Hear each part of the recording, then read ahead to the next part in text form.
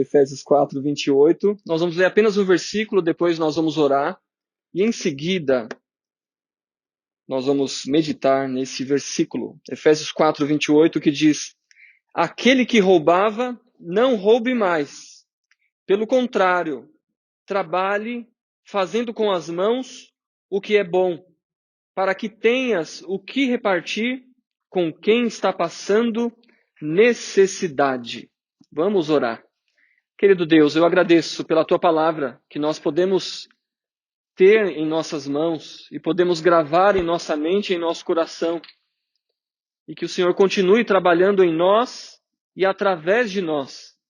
Que o Teu Santo Espírito, ó Deus, tenha liberdade para continuar trabalhando, para que a gente seja transformado a cada dia. Para que realmente venhamos a viver vidas diferentes na escola, no trabalho, na igreja, com os nossos vizinhos, com os nossos parentes. Mas que tudo isso seja algo vindo do Senhor. Por isso, Deus, eu peço que o Senhor nos abençoe nessa noite, para que essa mensagem venha direto aos nossos corações, às nossas necessidades, e que possamos te agradar. Eu oro em nome do Senhor Jesus. Amém. Atos de transformação. Eu tenho um título nessa noite que é Pare de Roubar. Puxa, que título, né? Isso mexe, né, com a gente, né? Será que é pessoal comigo? Pare de roubar. O apóstolo Paulo, ele está escrevendo a uma igreja, a igreja dos Efésios, e ele sabia que esses irmãos em Cristo eram pessoas que trabalhavam, mas eram pessoas que também tiveram uma vida sem Cristo. E eles tinham manias, hábitos, eles viviam a vida de uma maneira sem Deus, sem temer a Cristo, viviam na escuridão. Assim como nessa noite nós estamos aqui apenas com alguns pontos de luz. E hoje, em Cristo, nós somos a luz. Mas vivemos ainda em um mundo que vive em meio à escuridão, que não teme a Deus, que não vive para Deus. E aí Paulo, ele escreve para essa igreja e também isso chegou até nós. E eu dou graças a Deus por isso, porque nós podemos ter essa palavra nessa noite, porque nós precisamos ser transformados. E existem áreas da nossa vida, áreas que às vezes ninguém sabe, ninguém conhece, mas Deus sabe. Então, eu tenho algumas perguntas aqui rápidas desse texto. Eu não pretendo ficar aqui pregando até a energia voltar, mas se Deus quiser assim, né? Não sei se você concorda com isso, mas se Deus quiser, nós vamos seguir. Então, a primeira pergunta desse versículo é: o que fazer? O que eu tenho que fazer? O que você tem que fazer? E aí ele fala: aquele que roubava, não roube mais. Ou seja, não roubar.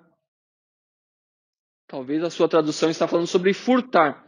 Então, eu tenho aqui uma definição de roubar. Roubo é o crime que consiste na apropriação indevida de um bem alheio, de um bem de uma outra pessoa, que alguém vai lá e toma posse disso. E aí, qual a diferença entre roubo e furto? Então, o roubo se caracteriza quando o ladrão usa de violência ou ameaça contra a vítima. E aí, isso é um roubo. Só que o furto é feito às escondidas. O criminoso não aborda a vítima diretamente, então não ocorrendo ameaça ou violência. Mas houve ali um roubo, ou houve um furto, houve algo ali que não cumpriu a lei ou as regras. Aí surge uma pergunta para mim e para você, que ela é muito importante para que a gente viva a nossa vida. Até aqueles que são pequenos, que estão indo para a escola, outros que já trabalham, outros que são casados. Quem disse que não pode roubar? Por que aquela pessoa pode ter aquilo e eu não? Eu não posso pegar para mim? Ou talvez eu fui menos favorecido na vida, então eu tenho que pegar aquilo porque eu preciso. Mas quem disse que não pode roubar? Foi Deus. Deus disse que não pode roubar, e isso está escrito lá em Êxodo, capítulo 20, versículo 15. Não roubar é um dos 10 mandamentos. Não roubar, não furtar. Foi Deus que falou que nós não podemos fazer isso.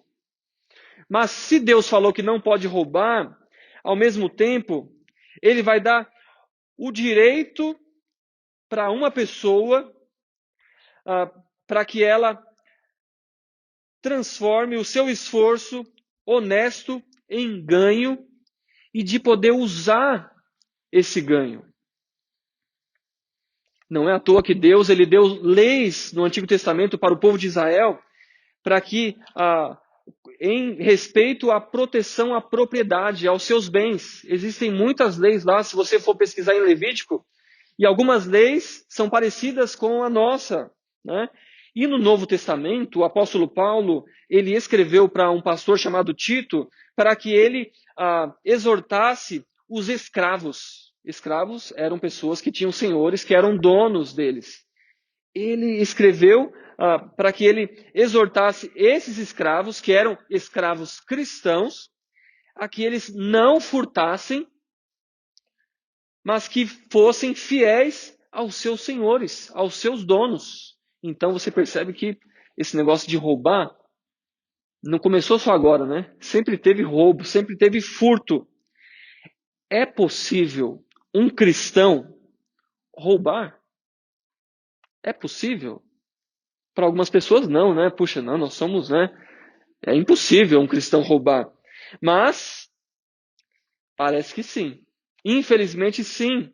Porque Paulo está escrevendo a uma igreja, e ele está escrevendo provavelmente a pessoas que tinham seus trabalhos, eram assalariados, mas eram pessoas que já haviam vivido uma vida sem Deus e que tinham hábitos, que tinham práticas, que elas seriam ali, haveria uma tensão com a palavra de Deus. E ele escreve para uma igreja. Aquele que roubava, não roube mais. Será que provavelmente tinha alguém ali, algum cristão que estava ainda na prática do roubo, na prática do furto? Pode ser que sim. Porque a palavra chegou até eles, né? E aí surge outra pergunta para nós também. Por que não devemos roubar? Então, o primeiro motivo nós vimos, né? Porque Deus disse para não roubar. E roubar seria uma desobediência à ordem de Deus para não roubar. E se é uma desobediência à ordem de Deus, aquele que rouba, ele está pecando. Uma desobediência, uma transgressão contra uma lei de Deus. Por mais que hoje a nossa sociedade ela vai dizer que existem pessoas que têm, elas não conseguem resistir a um impulso de furtar. É alguém que tem chamado furto compulsivo. Ou aquela pessoa que tem mania, o hábito de roubar pequenas coisas, ela vai na casa de alguém, ela acaba pegando alguma coisa. Cleptomania, olha só, deram um nome, né? Mas se você for para as Escrituras, Deus já deu um nome para isso e esse nome é pecado, é desobediência à palavra de Deus. Segundo motivo para não roubar, não furtar, há um dano para outras pessoas. As pessoas elas vão passar por situações difíceis se alguém roubar e furtar. Há uma perda de algo que é levado, mas também a mente e o coração dessa pessoa, ela vai ficar ali tensa, com medo, e isso pode levar a anos e anos de uma vida com medo. Existem pessoas que têm medo de sair de casa porque passaram por uma situação difícil, de algum roubo. Eu lembro que eu fui roubado uma vez, eu devia ter uns 8 anos de idade, e eu estava na rua da casa da minha avó, um lugar onde eu sempre brincava, estava sempre lá, e de repente veio um monte de outros jovens, né, que eram bem maiores do que eu, e eu lembro que eles passaram e eles roubaram o meu boné. Roubaram o meu boné, Talvez seja por isso que até hoje eu não gosto de usar boné, né? A minha esposa tenta comprar, mas eu falo, não gosto, né? E eles levaram, e aí eu olhei e eu vi que tinha um rapaz lá que ele sabia karatê, né? Era alguém que morava lá perto, mas era alguém que eu não queria ter dificuldades, né, com ele. E aí, do meio daquele monte de rapazes, saiu alguém que eu conhecia. E ele me devolveu o meu boné. E ele falou, não liga para eles não, né, mas não fala nada, né? Foi a primeira vez que eu fui furtado, né, roubado. A segunda vez eu já estava na faculdade, trabalhava em uma academia e eu tinha uma jaqueta que foi presente do meu cunhado. Ela tinha uma marca e ele tinha aquela roupa e eu sempre queria ter, né? E eu pedi emprestado para ele, né? Era jovem, né? E aí quando eu cresci, ele me deu. E aí um dia eu fui trabalhar com ela, né? Eu trabalhava em uma academia, né? E aí era Natal. E se você não sabe, no Natal tem o induto de Natal, é isso mesmo? Onde pessoas que estão presas, elas ganham a liberdade para passar o Natal com a sua família. E aí, infelizmente, eu fui abordado por 4 pessoas, né, que tinham a intenção de roubar aquela jaqueta que eu esperei tanto para usar. E aí foram momentos muito ruins, né? Mas isso causa danos, né, a pessoas e talvez você já passou por outras experiências parecidas ou mais terríveis do que essas pequenas que eu tomei. Mas isso causa um dano a outras pessoas. Mas também há uma coisa muito mais pesada do que isso. Abre sua Bíblia em 1 Coríntios, se você conseguir, né? Abre sua Bíblia em 1 Coríntios, eu vou tentar aqui ler. 1 Coríntios, capítulo 6, vou conseguir sim, versículo 9. E vai sair daí o nosso terceiro motivo para não roubar. Versículo 9 e 10. Diz assim, não sabeis que os injustos não herdarão o reino de Deus? Não vos enganeis, nem imorais, nem idólatras, nem adúlteros, nem os que submetem a práticas homossexuais, nem os que as procuram, nem ladrões, nem avarentos, nem bêbados, nem caluniadores, nem os que cometem fraudes herdarão o reino de Deus. Aí o verso 10, nem ladrões herdarão o reino de Deus. Ou seja, será que se uma pessoa roubou uma vez, ela não vai entrar no reino de Deus? Não é isso, né? Aqui, uma pessoa que ela é controlada e ama roubar, ela ama furtar, é um estilo de vida, ela não entrará no reino de Deus. E isso é algo sério, porque estamos falando sobre vida eterna, sobre passar a eternidade junto com Deus e passar a eternidade longe de Deus. Aqui está falando sobre uma pessoa que nunca se arrependeu de seus pecados e não creu em Jesus como Salvador. Se uma pessoa ela deixar de roubar, ela vai para o céu? Não. Uma pessoa ela só vai para o céu quando ela se arrepende dos seus pecados e ela crê em Jesus como o único e suficiente Salvador.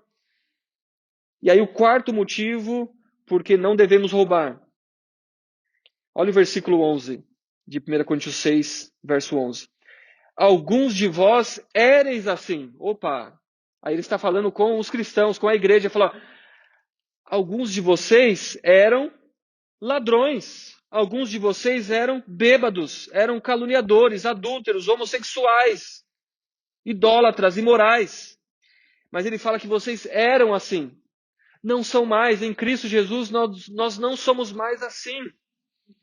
Alguns de vós erais assim, mas fostes lavados, santificados e justificados em nome do Senhor Jesus Cristo e no Espírito do nosso Deus. O quarto motivo para não roubar é porque é uma obra da antiga natureza, da antiga vida, do antigo estilo de vida sem Deus, sem Cristo. Isso não deve mais fazer parte da nossa prática de vida. E o quinto motivo, Evangelho de João, capítulo 10, versículo 10. João 10, versículo 10, que diz assim: o ladrão vem somente para roubar, matar e destruir. Eu vim para que tenham vida e a tenham com plenitude, com abundância. Aqui é Jesus que está falando, e no contexto ele fala que ele é o bom pastor, mas esse ladrão aqui, ele está falando sobre o diabo, sobre Satanás. E por que nós não devemos roubar? Porque é uma obra praticada pelo diabo. Além dele ser mentiroso, homicida, ele também é ladrão. E aí nós não podemos mais viver dessa maneira, nem roubando, nem furtando. E aí o roubar, furtar, não faz mais parte da minha e da sua vida em Cristo. Segunda pergunta, como fazer então, né? Como parar de roubar, né? E aí o versículo, Efésios capítulo 4, versículo 28, ele vai falar, pelo contrário, trabalhe, fazendo com as mãos o que é bom. Então, para não roubar, é preciso trabalhar. Trabalhar. Tem pessoas, né, que não gostam muito de trabalhar, mas um significado é de trabalho, um conjunto das atividades realizadas por alguém para alcançar um determinado fim ou propósito ou sustento de vida. Mas é uma ação. Trabalhar é uma ação que uma pessoa faz individualmente ou em conjunto com outras pessoas para ter um fim determinado. E aí surge aquela pergunta que todo mundo... quem foi que criou esse negócio, né? Foi Deus. Deus que criou o trabalho e Ele criou todo o cenário para haver trabalho. Para quê? Para que o homem fosse útil e também abençoado através do trabalho. O homem se sentir útil na vida. Não é à toa que tem aquele ditado popular que fala que a mente vazia é a oficina do diabo, porque um homem, uma mulher, um jovem, quando ele não trabalha, ele vai estar fazendo alguma coisa complicada. Alguma coisa terrível. Por quê? Alguma coisa mudou. E o que mudou foi a entrada do pecado no mundo. Porque o trabalho passou a ser feito de maneira dificultosa. Gênesis 3:17 vai falar que pela desobediência de Adão, a terra foi amaldiçoada. E aí aquele trabalho que o homem fazia de uma maneira útil e abençoada, ele começou a fazer em fadiga, e através dessa fadiga, ele iria obter da terra o seu sustento durante todos os dias da sua vida. A terra foi amaldiçoada por causa do pecado, e aí também, como consequência da desobediência de Adão, o trabalho seria mais dificultoso. Mas, assim mesmo, o homem, através do seu trabalho honesto, ele seria dignificado. O trabalho dignifica o homem. O homem ainda, ele se torna útil. E quando eu falo homem aqui, é homem e mulher. Se torna útil. Um trabalho honesto, né? E não é à toa que tem pessoas que não gostam de trabalhar. E parece brincadeira, mas tem pessoas que elas não querem trabalhar e elas não vão procurar trabalho. Antigamente, na minha época, né? Não sou tão velho assim, mas alguns vão compartilhar comigo que uma época atrás, para arrumar emprego, você tinha que entregar um currículo lá na empresa, né? E você tinha que ir lá, né, numa agência e tinha que pegar fila, né? E tinha aquela questão toda. Hoje você pode mandar tudo pela internet, né? Você pode mandar um e-mail, você pode mandar até pelo WhatsApp. Puxa. Mas tem pessoas que falam assim, se eu for procurar trabalho, e se eu achar, né? Isso complica a vida de uma pessoa, porque ele vai ter que se ocupar, ele vai ter que ser útil. E aí surge uma outra dificuldade, né? Que existem pessoas que não querem trabalhar, e aí vem a questão da preguiça. De pessoas que querem viver uma boa vida e não querem trabalhar, mas querem viver às custas de outros. E isso aconteceu na igreja no início? Sim. Aconteceu em 2 Tessalonicenses, capítulo 3, verso 10, haviam alguns que não queriam trabalhar e o apóstolo Paulo falou, olha, quem não quer trabalhar, também não come. Ou seja, Se a pessoa não quer trabalhar, ela não deve ter o que comer. Porque às vezes é só no momento de dificuldade que a pessoa ela vai sair do conforto dessa vida de preguiça. Né? Um cristão preguiçoso, ele rouba de si mesmo, mas ele também rouba de outras pessoas e também rouba de Deus. E existem, infelizmente, muitos cristãos que eles têm roubado de Deus, porque eles acham que a vida é deles. Às vezes nós achamos, né, que tudo é meu, né? É tudo nosso. Mas na verdade, é tudo de Deus. O nosso tempo, os nossos talentos e os nossos tesouros, os nossos recursos, tudo pertence a Deus. Mas é evidente que Paulo, quando ele fala que aquele que não quer trabalhar também não come, acredito que ele não estava escrevendo para cristãos que não podiam trabalhar por alguma deficiência, né, incapacitante, mas sim àqueles que não queriam mesmo trabalhar. Mas trabalhe honestamente. Não é só trabalhar, mas trabalhe honestamente. O texto, né, o nosso versículo fala, fazendo com as mãos o que é bom. Talvez a sua versão ela vai falar, fazendo algo de útil com as mãos. E uma outra versão vai falar assim, fazendo algo de útil a fim de viver honestamente. Afinal de contas, Paulo está falando com aquele que roubava, que não roube mais, mas agora ele tem que fazer algo de útil para viver honestamente.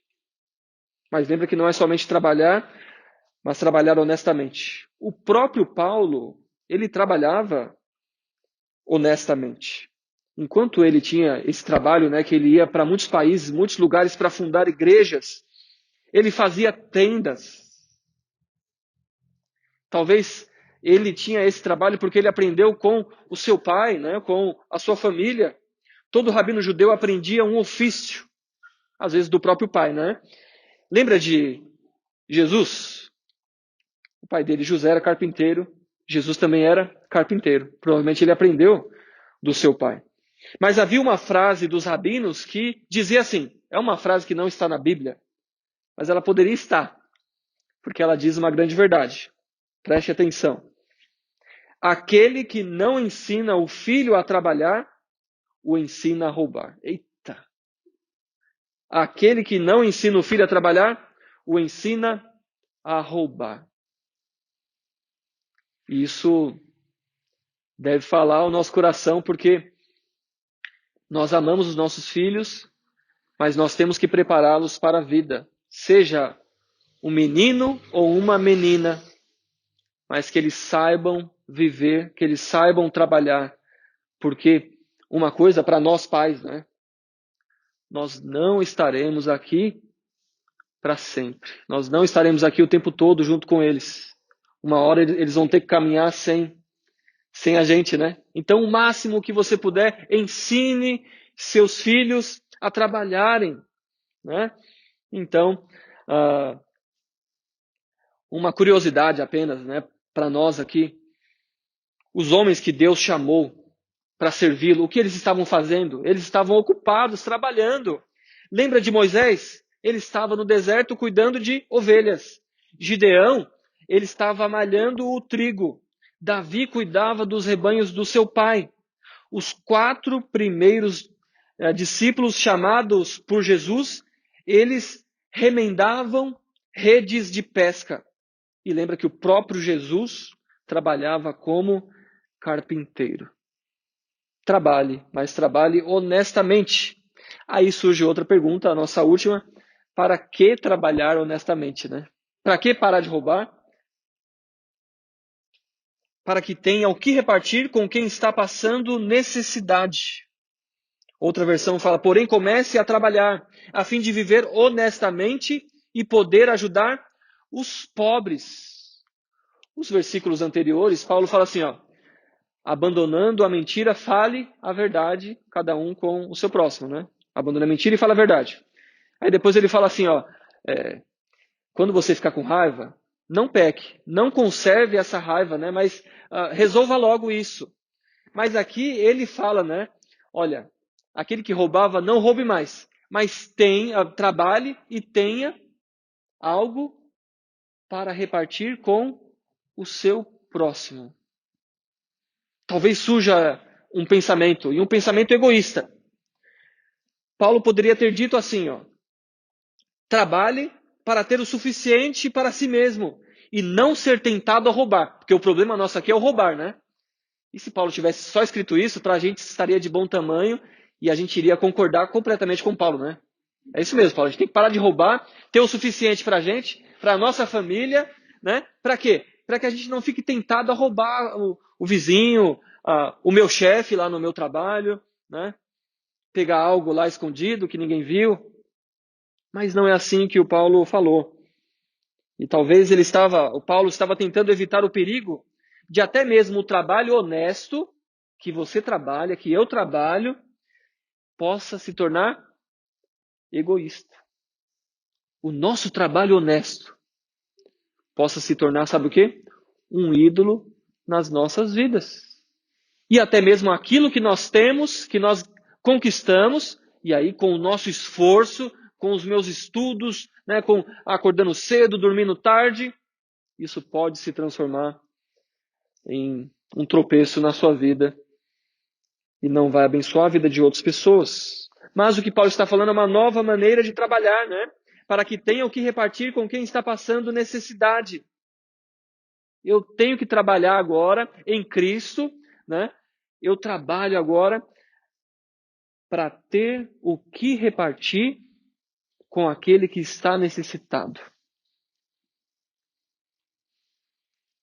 Aí surge uma outra pergunta, né? Que talvez você está falando aí. Para que eu tenho que repartir? Se eu nunca roubei, né? A gente já vai se justificando, né? Eu nunca roubei, nunca furtei. Esse versículo não é para mim. É para aquela pessoa que roubava. Era para os marginais que aceitam Cristo. Eu não. Mas aí nós temos um princípio importante aqui para nós. Para mim e para você.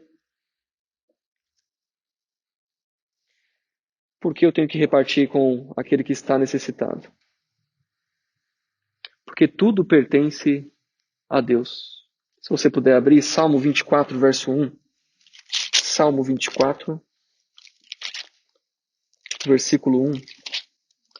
Ele vai falar assim: ao Senhor pertencem a terra e tudo o que nela existe, o mundo e os que nele habitam, a sua casa, o seu carro, o seu salário, sua esposa, seu esposo, seu filho, sua filha. Tudo pertence a Deus. Não tem nada no mundo, no universo, que Deus não seja o dono. Tudo pertence a Ele. Então, nós temos que ser bons administradores dos bens de outra pessoa. Que pessoa é essa? Deus. Tudo que você tem até agora pertence a Deus. E Deus te colocou como um administrador, como um administrador. Ah, mas eu nunca fiz faculdade de administração. Então nós temos que ler a Bíblia para saber como que eu tenho que cuidar das coisas de Deus. Tudo pertence a Deus. Então, você está cuidando das coisas de Deus. Então tem que ter mais cuidado, hein? Pensa bem como você está usando os seus recursos, os seus bens e também os seus talentos, né? Devemos usar o dinheiro e não amá-lo.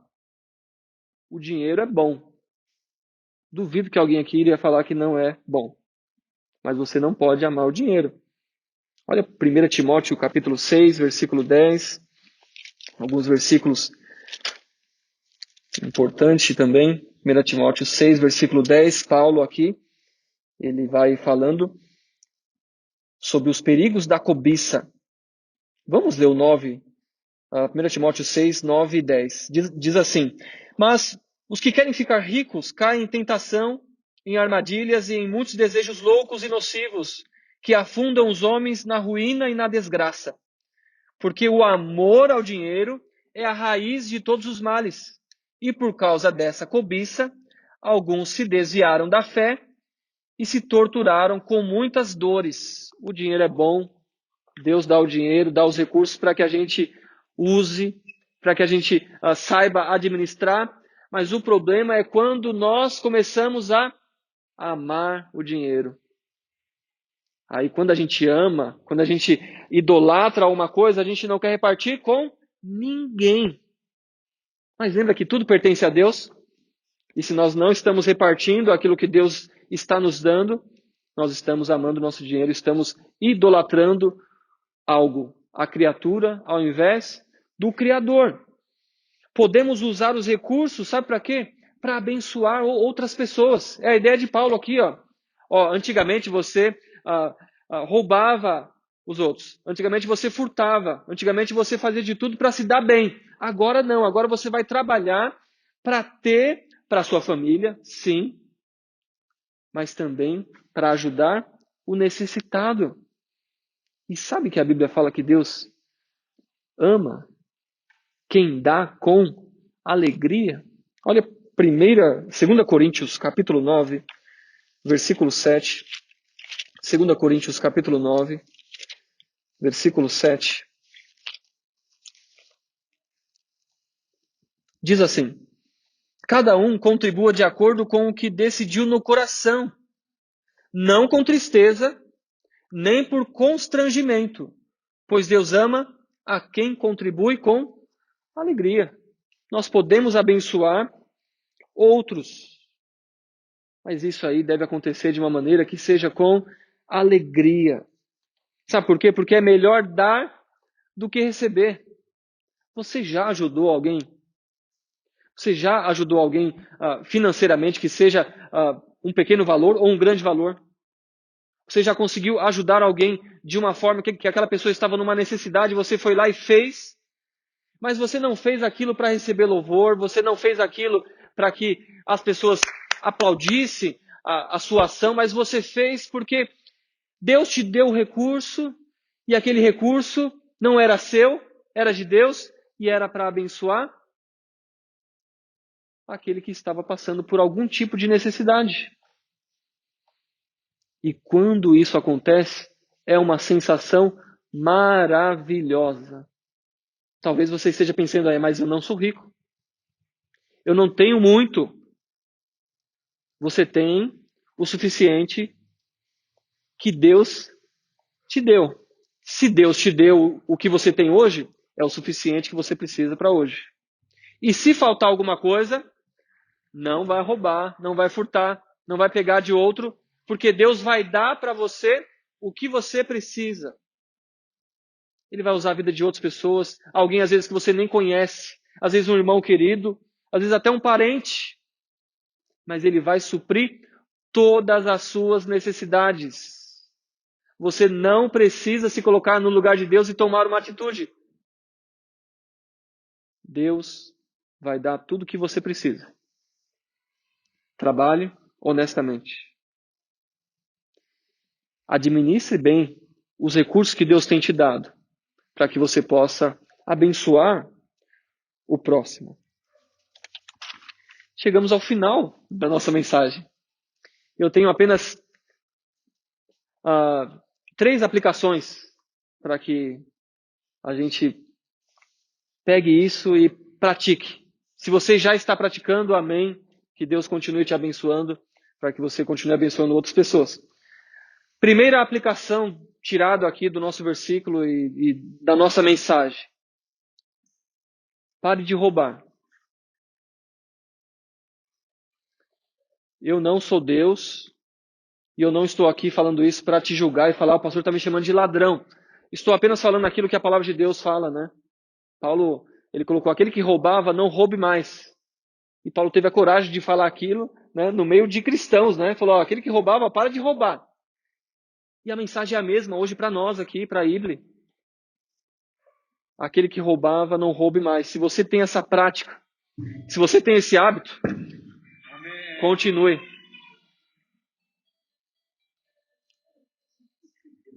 Discernindo isso com a palavra do nosso Senhor. Aquele que roubava, não roube mais.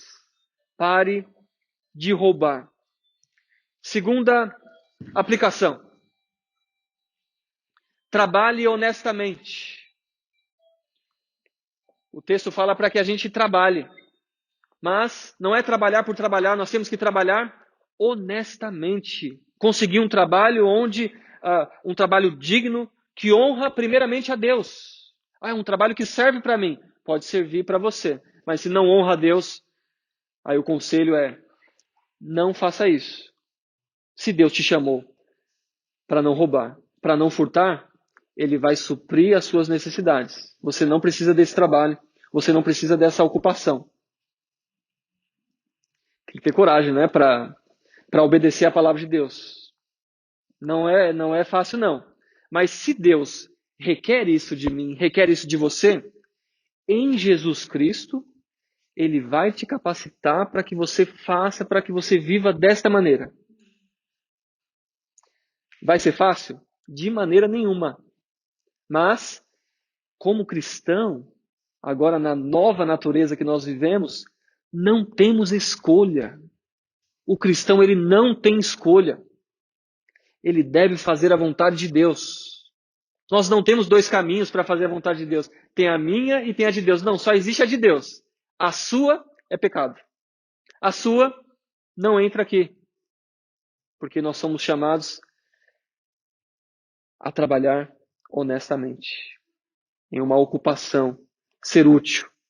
Mas uma ocupação que seja honesta. E por último, abençoe quem precisa. É uma sequência, né? Não tem como fugir disso. Vai parar de roubar, vai trabalhar honestamente, e o que o texto falou, para que você tenha com que repartir com o próximo, com aquele que está passando alguma necessidade. Mesmo que seja pouco. Deus, Ele sempre vai nos dar com o que repartir com o nosso próximo, com aquele que está passando necessidade. Pode ser que o recurso que Deus está nos dando, nós não estamos sabendo administrar. Pode ser que nós estamos idolatrando aquele dinheiro, aquela parte, e não estamos fazendo aquilo que Deus mandou. Nas Escrituras falam sobre Zaqueu. E Jesus vai comer junto com ele e Zaqueu, ele era um ladrão. Ele roubava das pessoas com impostos, taxas. E quando ele tem aquele encontro com Jesus, e Jesus fala, hoje houve salvação nesta casa, e aí houve transformação também da atitude do Zaqueu. E ele falou que iria restituir aquelas pessoas que ele roubou. Nós não sabemos se foram todas, né? Mas ele falou que ele iria restituir as pessoas que ele roubou. Agora é o Zaqueu e Deus. Não é nossa responsabilidade.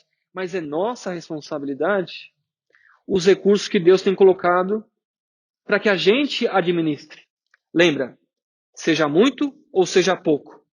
Tudo pertence a Deus.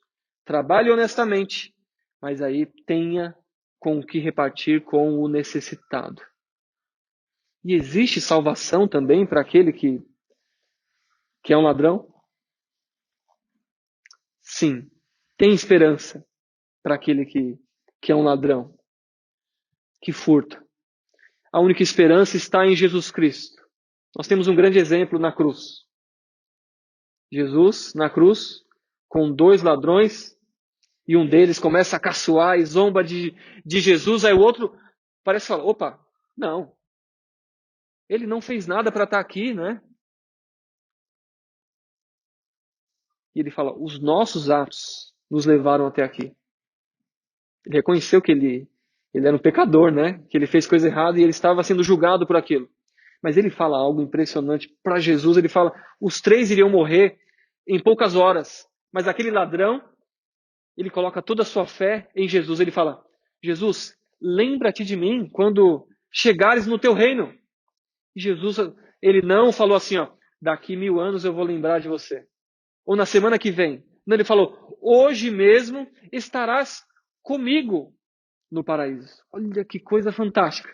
O ladrão que iria morrer depositou toda a sua confiança, a sua esperança em outro que iria morrer, Jesus Cristo. Mas a morte de Jesus foi no lugar do ladrão. Jesus pagou o preço dos pecados dele. Mas ele também pagou o preço dos meus pecados. E ele pagou o preço pelos seus pecados na cruz. Há esperança para o ladrão. Se arrependa e creia em Jesus como o único e suficiente Salvador.